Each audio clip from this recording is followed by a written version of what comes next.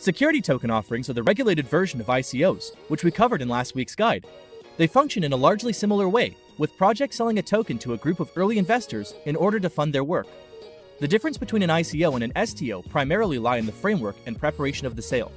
Taking part in an STO, at its core, means that you're legally purchasing digital ownership of a physical or digital asset. This can even be a portion of an asset.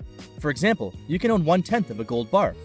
STOs are built in such a way that they intend to abide by all relevant securities regulations and operate entirely within legal boundaries.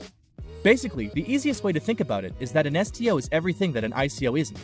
While ICOs can be generated out of thin air with little to no concrete backing or promises, an STO must be meticulously crafted and planned.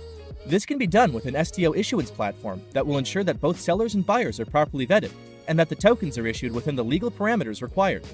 That being said, running STOs in this manner is still significantly cheaper for companies than running an IPO in the traditional stock market world. Now, some of this might sound bad to you. It's taking the investment requirements and red tape that we have in the current financial world and bringing it to the blockchain. While this is true, you should be aware of the benefits that this brings to both the projects running STOs and the users that buy into them. For example, an STO has gone through rigorous testing in order for it to be available to purchase. Just by being an STO, it raises the bar of legitimacy. The owners of the project you invest in are highly unlikely to vanish with their funds. Furthermore, the value of the STO is tied to the value of the company that's selling them. So rather than value being based purely on hype or community sentiment, it's tied to the actual value of the company.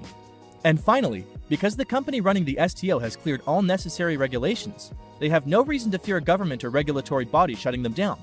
So with STOs, the end user gets access to pre-vetted, legitimate projects with sound assets. The projects themselves get dedicated, pre-vetted investors and the ability to rest easy, knowing that regulatory bodies won't be chasing them down. Because of a lot of the problems with ICOs that we outlined in the last guide, we've seen STOs begin to gain popularity as people search for safer forms of crypto investment. From January 2018 to October 2018, the number of STOs run per month grew steadily.